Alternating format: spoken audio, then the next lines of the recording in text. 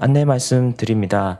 강연에 앞서 가지고 계신 휴대폰은 진동 또는 무음으로 설정해 주시기 바라며 다소 불편하시더라도 나를 보호하고 이웃을 지키기 위해 마스크 쓰기에 협조해 주시기 바랍니다. 그리고 강연 시 촬영되는 영상 자료는 한국지역도서전 행사 자료로 활용될 수 있음을 미리 안내드립니다.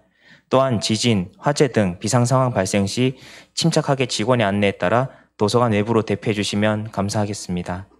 현재 이 강연은 한국지역도서전 유튜브, 홈페이지, 수성못 상하동산에서도 라이브로 진행 중입니다. 2020 대구 수성 한국지역도서전의 그 첫 번째 행사, 도서관으로 찾아온 지역 저자에 참석해 주신 지역 주민 여러분께 감사의 말씀을 드립니다. 오늘은 두 분의 강연자분들을 차례대로 모시고자 합니다. 최재목 교수님과 권영세 작가님이신데요. 첫 번째로 최재목 교수님을 모시고 불안의 시대, 나답게 산다는 것이라는 주제로 강연을 들어보겠습니다. 최재목 교수님은 영남대 철학과 교수로 재직 중이시며 시인으로 활동하고 계십니다. 저서로는 노자, 상상의 불교학, 동양 철학자, 유럽을 만나다, 이미지의 태계학 등이 있습니다. 그럼 큰 박수로 최재목 교수님을 맞이해 주시기 바랍니다.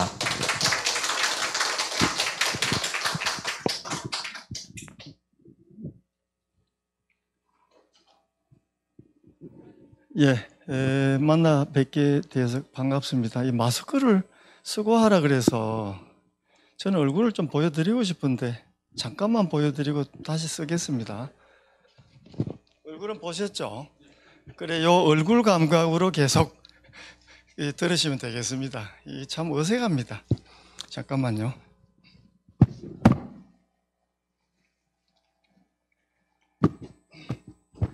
얼마 전에 나훈아 형이 테스 형 이래서 철학이 좀 유명해졌습니다. 맞죠? 근데 저는 코로나19를 코로나 형이라 그럽니다. 이 코로나 형님이 코로나 형님 소크라테스보다 더 유명해져서 꼼짝 못합니다. 그래서 전 세계 사람들 마스크를 쓰게 하고 질서 정연하게 하고 그것도 삶과 죽음의 소중함, 또 우리가 어떤 질서를 지켜야 되는가, 이것까지 잘 알려주고 계세요. 오늘 특별히 수성 도서전을 준비해 오신 문무학 위원장님, 그리고 지역의 출판사 관계자분들께 축하드리고요. 이런 기회가 좀 많아졌으면 좋겠다, 이 생각도 해봅니다. 아시다시피 대구라고 하는 지역은 특별한 게 많습니다. 우리 영남학이라고 하는 인문학의 본산이기도 하고요. 그리고 대구엔 의외로 문인들이 많습니다. 여러 가지 계기가 있겠습니다만은 그런 문인들이 이렇게 지역을 정말 빛내고, 또 한 지역이라고 하는 게 사람이 빛내는 거죠. 또 사람이 있으면 사람의 몸짓이 있고, 또 음성이 있고, 또 생각이 있습니다. 그런 생각이 있기 때문에 대구가 아름다워지고 그렇습니다. 오늘 저는 개인적으로 잠깐 말씀드리면, 아까 소개 말씀 주셨는데요. 87년도에 제가 일본에 유학을 하고 있으면서 너무 유학생이 어려워서 시를 써서 보냈어요. 그게 당선이 돼서 87년도 신춘문예에 제가 시인으로 데뷔를 했습니다. 그리고 더 이상 추천 같은 거 받지 않았습니다. 당시로서는 대구 매일신문이 상당히 지금도 수준 높지만은 괜찮은 문예지였고 신문이었고, 그 이후로 작가 생활을 한 30년 해오고 있는데 시도 꾸준히 쓰고 있습니다. 그러나 조직 활동은 하지 않지만 나름대로 시의 활동을 하고 그림도 그리고 그렇게 하고 있습니다. 오늘 주제는 뒤에 제가 말씀드리겠습니다만은 20살 나답게 산다는 것이 책인데, 하기사라고 하는 아주 지역의 유명 출판사고 전국적으로 잘 알려진 출판사에서 나온 책을 주제로 하는데, 제가 위에 불안의 시대라고 좀 보탰습니다. 그 이유는 코로나 형님 덕분에 좀 불안합니다. 정말이에요. 마스크 벗으면 잘못 맞기도 하고 벌금도 내기도 하고, 또 그런 사회 오프라인에 활동하는 불안감도 있지만 우리가 생명이라고 하는 것, 또 죽음이 늘 자칫하면 죽음이 가까이 있다고 하는 그것을 정말 피부로 이래 알려주는, 어쨌든 좀 불안해요. 마음대로 먹고 못 다니고 만남도 없고 여행도 못 하고, 예. 이런 시대에 젊은 여기 20살 보탠 거는 제일 안타까운 게 한참 학생들끼리 모여서 놀아야 될 시대에 신입생들이 OT도 못해요. 미팅도 못해요. 연애도 마음대로 못해. 대학에 가면 썰렁합니다. 꽃은 혼자 피었고, 또 이 가을에 낙엽도 혼자 지고 있고, 이게 우리가 바라던 삶인가? 이게 바라지 않고 이렇게 찾아온 코로나 형님 때문에 이렇게 된 건데, 그 형님이 좀 야속할 때도 많아요. 이럴 때 좀 웃으셔야 돼요. 줌으로 하시긴 하지만. 예, 취업도 안 되고, 뭐 돈도 못 벌잖아요. 다음에 연애도 못해. 그럼 연애를 마스크 쓰고 연애를 해야 됩니까? 그것도 참 어려운 일이에요, 청춘 시절에. 그 다음에 연애가 마음대로 안 돼도 결혼도 못해. 물론 이제 근저에는 돈이라는 게 있습니다. 집을 사야 되고, 먹여 살려야 되고, 그게 어렵잖아요. 그러니까 미래는 불안한 거죠. 누구에게나 미래는 불안한 겁니다. 과거는 생각해 보면은 추억도 있지만, 불쾌한 것도 많고, 어쨌든 또 생각하면 우울한 것도 있고 한데, 미래 설계도 어렵고, 내 집 마련도 쉽지 않다. 더구나 어디 가도 제가 이래 다녀보면 전부 다 마스크를 쓰고 하기 때문에 얼굴이 모르겠어요. 가끔 제 집사람을 거리에 만나도 누군지 몰라서 안녕하세요 보고만 제 집사람이에요. 뭐 그래도 되겠습니까? 가끔은 저라고 지나가다 보면 오해할까 싶어서 한번 되돌아봅니다. 혹시 집사람 아닌가? 언택트. 큰 택이 없는, 대면이 안 되는 거예요. 사실은 얼굴로 사는 이 동양의 사회에서 체면이라는 얼굴 면자죠. 또 얼굴이 뭐가 되냐 하는 얼굴이죠. 이 얼굴 사회에서 얼굴을 가려버리고 못 만나게 하니까 이 자체로 고통이에요, 고통. 부처 같은 분은 삶은 고통이라 했지만은 요즘에 이게 하루하루가 이래 보면 어떨 때 불편하고 고통스러워요. 그리고 온라인 시대, 오프라인에서 활동할 것들이 뭐 물건도 쿠팡을 통해서 온라인으로 팔고 뭐 좋은 면도 있습니다. 저도 만나기 싫은 분을 정말 만나기 싫으면 제가 감기 기운이 있어요 이러면 또 열이 있어요. 그럼 이걸 활용하는 사람들이 저 외에도 많다는 걸 알게 됐지만 가끔은 이게 병이라고 하는 또 이런 상황들이 불편할 때는 그걸 핑계로 되기도 하는 그런 것도 있습니다. 그리고 또 지금은 이렇게 되니까 AI로 대체되는 것도 많습니다. 사람이 없어도 돌아가는 거. 결국에는 AI가 많아진다? 그러면 인간이 설 자리가 줄어든단 말 되죠. 당연하죠.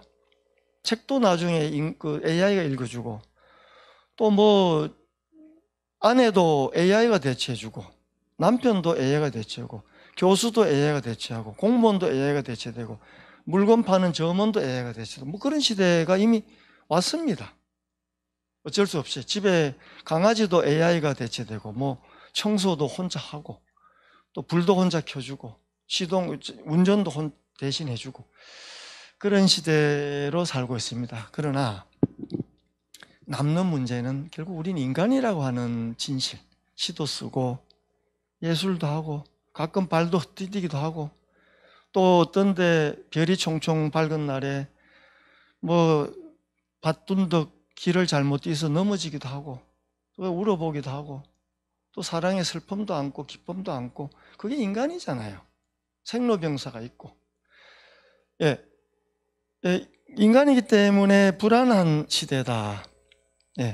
그래서 맹자 같은 데 보면은 그러나 불안하고 이렇게 좀 힘든 시기를 어떻게 지내는가, 제가 일부러 좀 들었습니다만은 우환, 근심을 우라 그러고 바깥에 팩트로서 일어난 걸 환이라 그럽니다.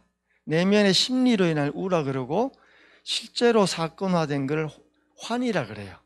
그걸 합치면 이제 우환이라 그러는데, 우환이 없으면 편하겠죠. 젊은 날도 모든 게 술술 풀려도 돈도 아버지, 부모님들이 막 대주고 여행도 마음대로 하면 좋겠지. 그냥 그것만이 삶의 길은 아니다 하는 것을 맹자는 이렇게 이야기합니다.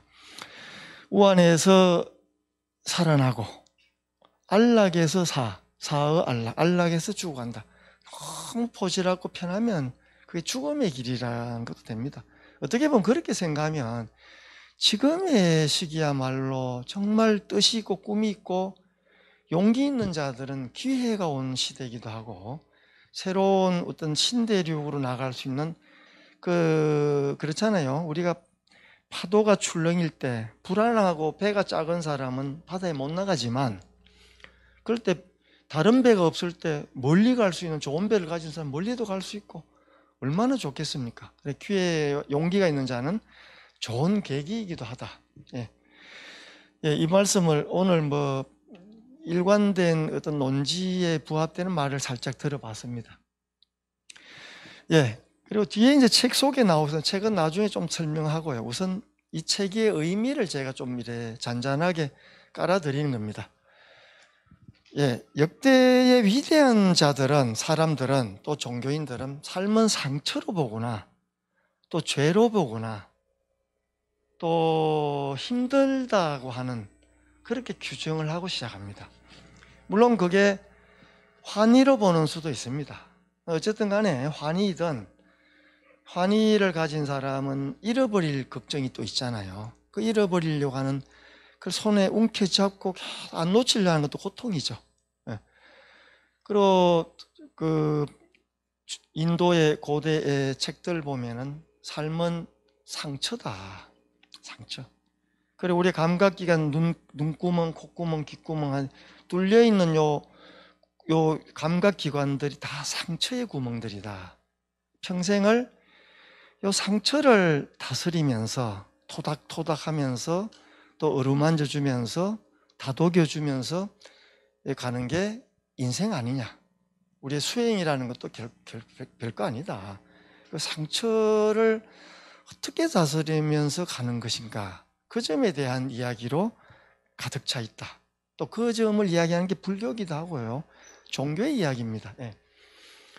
밑에 여러 가지 일이 있는데 읽지 않고요. 제가 큰 것만 하겠습니다. 그리고 장자 같은 책에 보면은 삶은 우수와 우환과 더불어 태어난다. 그러니까 사람은 태어난다고 하는 것은 근심, 걱정, 보따리를 등짐을 한 짐 지고 나왔다는 거예요. 그래 보면 늙어감도 좋고 편안해지니까 죽음이라는 것도 우리가 안식을 할 때문에 좋다. 이렇게 장자는 수평과 평등의 차원에서 이렇게 이야기해 주기도 합니다. 우리가 책을 읽는다는 건, 여러 책을 읽는다는 것은 이런 이야기를 통해서 강건해지고 또 당당해지고 의젓해지고 이렇게 홀로도 길을 걸어갈 수 있는 힘을 갖게 만드는 그런 근육을 키워주고 또 눈썰미를 키워주고 또 주변머리를 키워주고, 그게 책에 갖는 의미이기도 합니다. 고전을 읽는 의미이기도 합니다. 예, 밑에 한 구절만 하면, 예, 어쨌든 삶에 좋은 시절도 많습니다. 저도 지나온 날 이래 돌이켜보면 달짝지근한 시절도 많죠. 좋아요. 그런 시절도 많아요. 또 한편에 보면은 저도 학교에 직장에 나가 다니고 좋은 일도 혼자 이렇게 피곤해서 돌아올 때는 미네르바의 올빼미는 어둠이 깔려야 활동을 시작한다 이런 것처럼 지쳐서 돌아올 때쯤 되면은 그때 인생이란 게 뭔가, 또 삶이란 게 뭔가, 이때는 어둠이 깔리고 피곤하고 나른해지고 이때 이제 진정한 삶의 목소리와 지혜들은 그때 이제 살아나는 거죠. 예전에 할머니들이 밭을 매면서 보찜을 지고 이렇게 시장을 가며 불렀던 노래가 청천 하늘에 잔별도 많고, 노래 잘하죠. 우리네 가슴에 수심도 많네. 이게 노래가 뭐죠? 진도아리랑 뭐 그런 거예요. 근데 여기서 제가 주목하고 싶은 거는 청천하늘의 잔별이 얼마나 아름답습니까? 어린 시절에 누워서 보면은 초롱초롱에 떨어지려는 거. 어느 잘 알려진 고은이라는 시인은 저하고 뭐 예전에 만나서 보면 제모가 내 어릴 때 배고팠대. 하늘의 별을 보면 막 따먹고 싶대. 그게 초롱초롱 쏟아진다 뭐 그런 말씀처럼 고난의 시절에는 그 별이 얼마나 아름답고 탐스럽습니까? 그런데 우리네 가슴에 수심도 많다. 어쩌면 저렇게 대비를 잘했을까? 하늘의 잔별이 마음의 수심과 동등한 차원의 이야기되고, 그렇죠? 수심이라는 것도 거치면, 구름이 거치면, 맑으면 좋은 그 마음이 그 마음이잖아요. 그 잔별도 구름 끼면은 흐릿한 별이지만 청천안에 뜨면 그렇게 좋잖아요.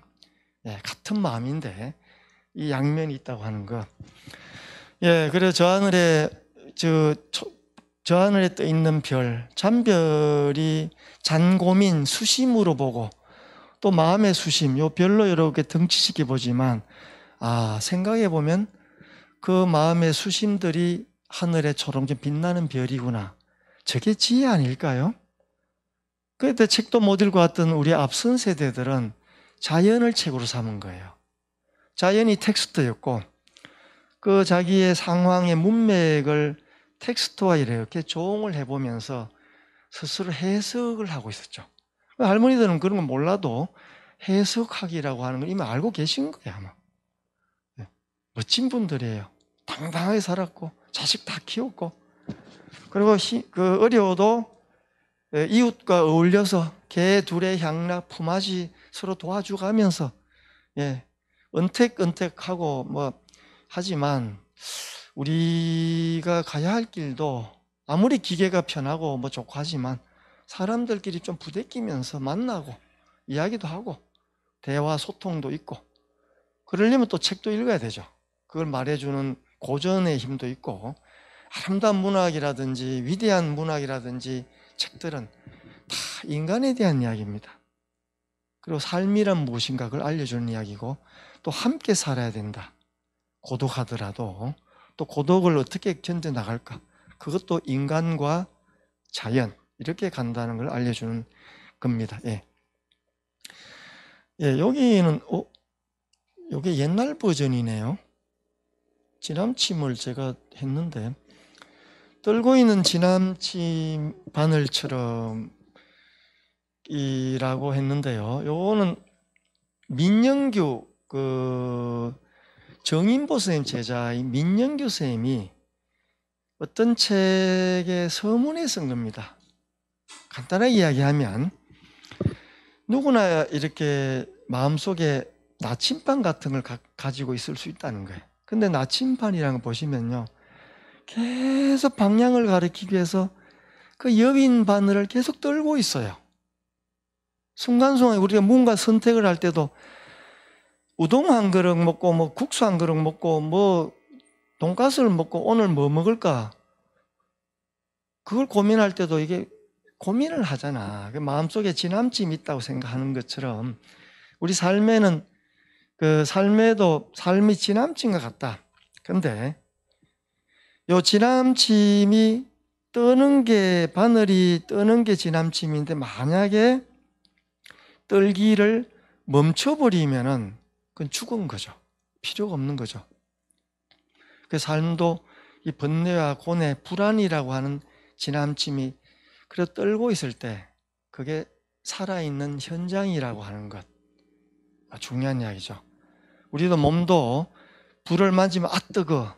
처음에 차가워. 아파. 기뻐. 그게 살아있는 몸이고 감각이죠. 그게 무뎌질 때는 뭐 손가락이 빠져도 모르고 뭐 머리가 다 빠져도 모른다. 그런 정상이 아니겠죠. 이런 거를 일깨워주는 게 예술이고 문학입니다. 그리고 책입니다. 책.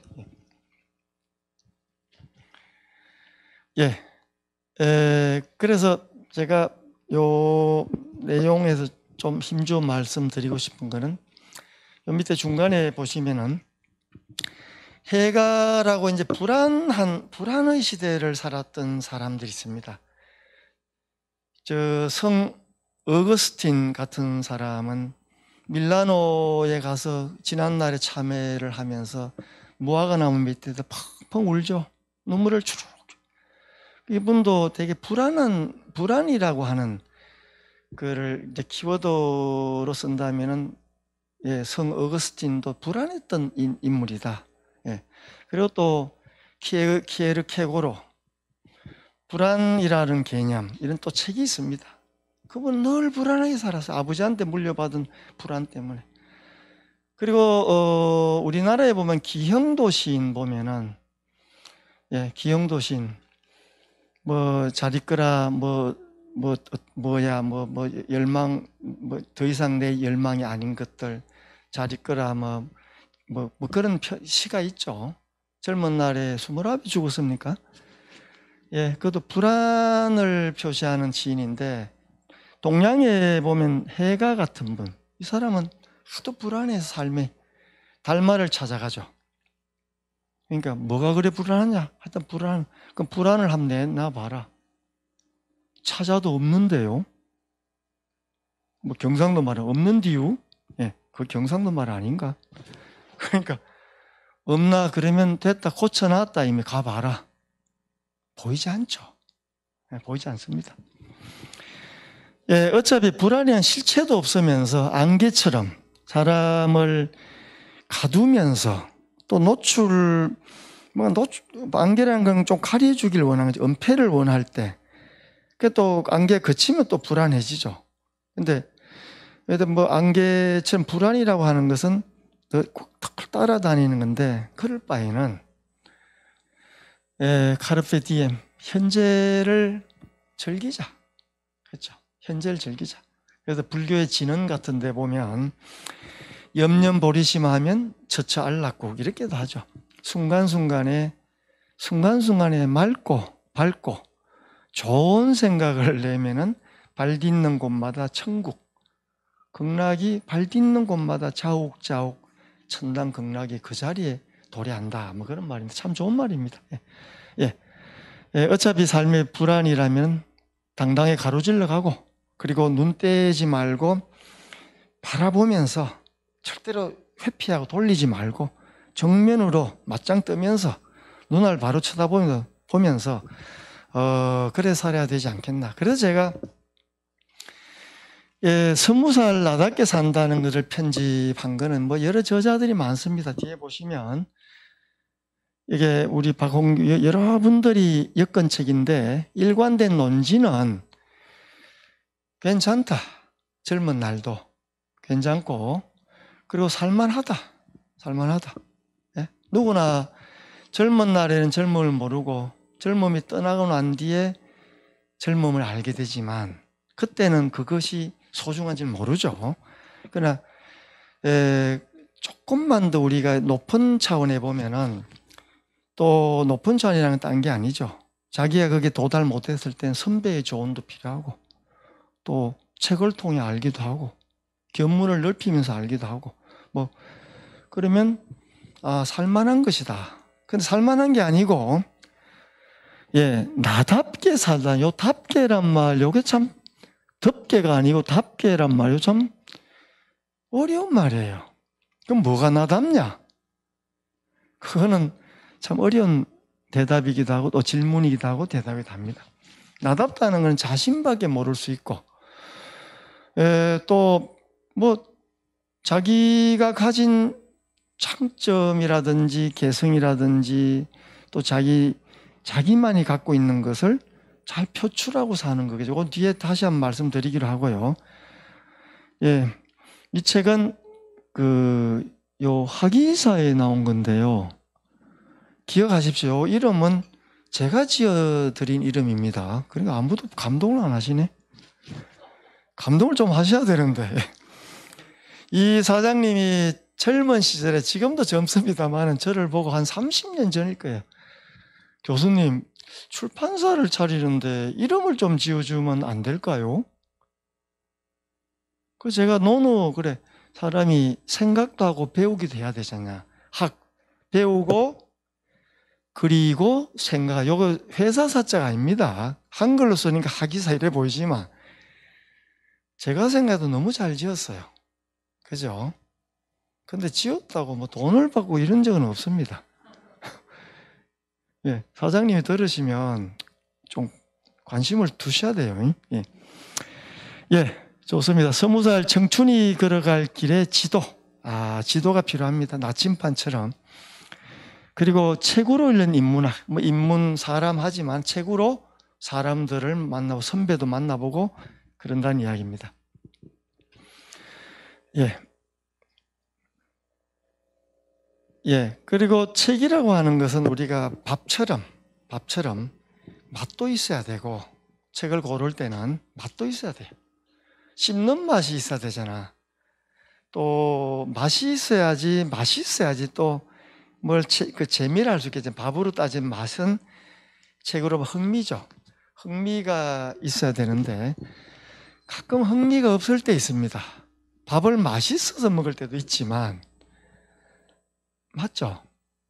늘 맛있진 않아요. 어떨 때 보면 저도 뭐 집에서 밥 먹지만 어떨 때 맛없어도 혼날까 싶어서 묵묵하게 먹을 때도 있습니다.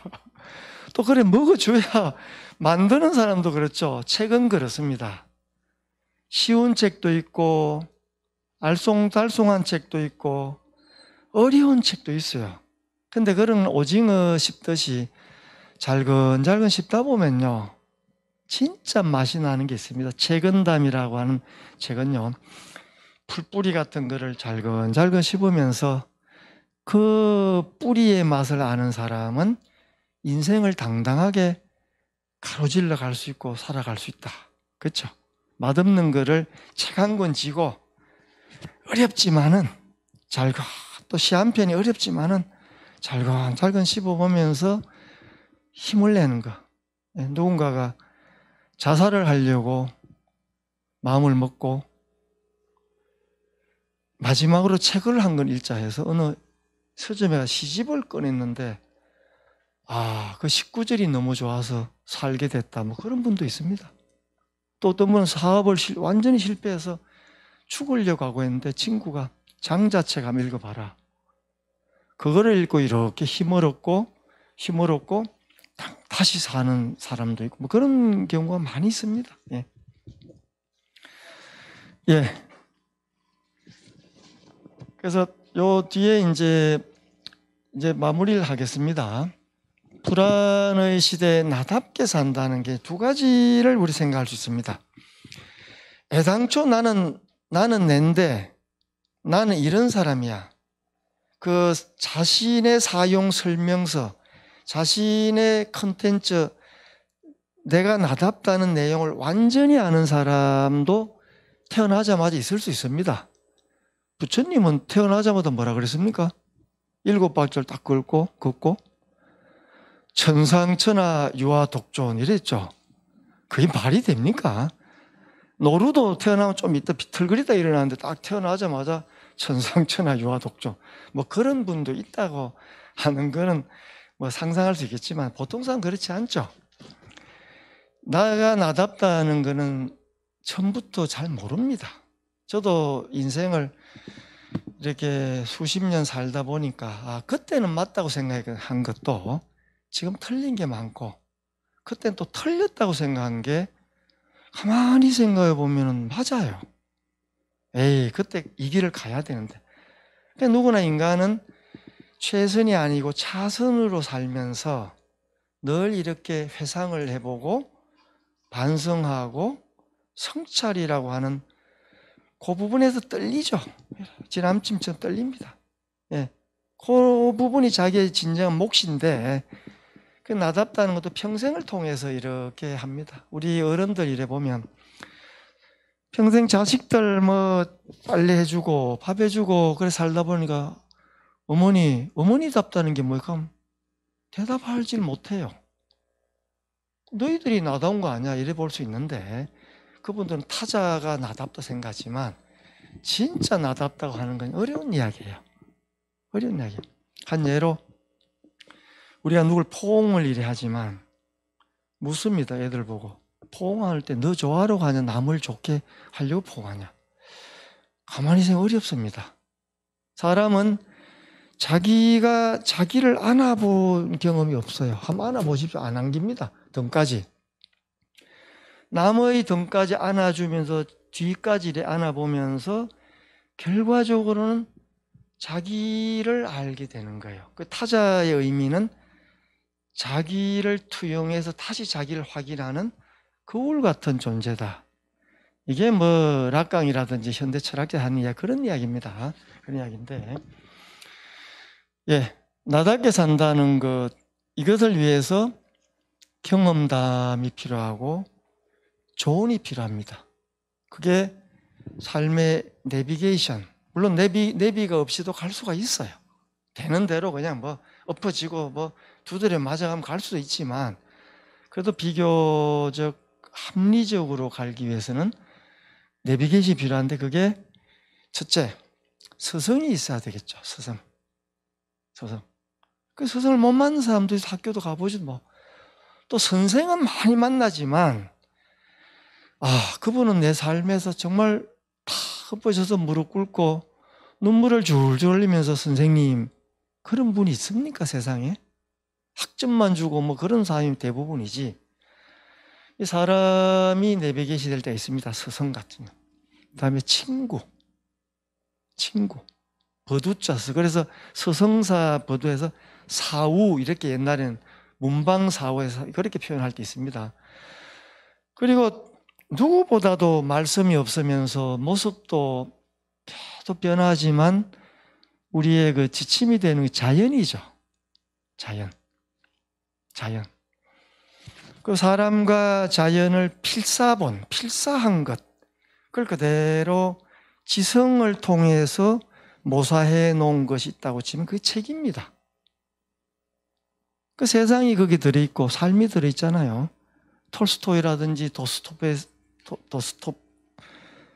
도스토예프스키의 책들 읽어보면 그 건전 다 휴머니즘 같은 게 있습니다. 자연에 대한 이야기 있고 삶에 대한 이야기 있고 다 있죠. 악이란 무엇인가, 선이란 무엇인가, 이런 이야기 있습니다. 이런 그래도 우리가 인생을 앞서간 선배들, 우리가 읽는 책들은 다 죽었습니다. 대부분이. 살아있는 사람들 책도 있습니다. 그 대부분이 고전이랑은 다 돌아가시고 없다. 그걸 가만히 생각하면 우리는 납골당, 언어의 묘지 같은 데 가서 그 묘소에 흩어져 있는 문자사리를 하나하나 들춰내면서 그 사람들의 삶을 스스로 반추하면서 우리 삶을 이끌어 가고자 한다. 마치 바다에 보면 파도가 수도 없이 수천 년을, 수만 년을 파도를 쳐왔죠. 같은 파도예요. 그러니까 순간순간 다 다른 파도죠. 우리가 이 땅을 살면서, 또 한 시대를 살면서 또 수많은 세대를 살지만, 개개인을 파도로 보면은 개개 한 파도는 끝나더라도 또 다른 파도는 계속 이어진다. 이게 삶의 파도죠. 그 파도 속에서 책 한 권 지고 이 가을에 벌레 소리 들리고 날도 서늘할 때 책으로 한번 건너가 보자. 그런 점에서 이 도서전이 참 의미가 있고, 또 뭐 이 지역에 사는 저로서는 이렇게 또 독자들을 만난다는 게 너무 기쁩니다. 제 강의 일단 여기서 마치도록 하겠습니다. 감사합니다. 네, 교수님의 말씀 잘 들었습니다. 네.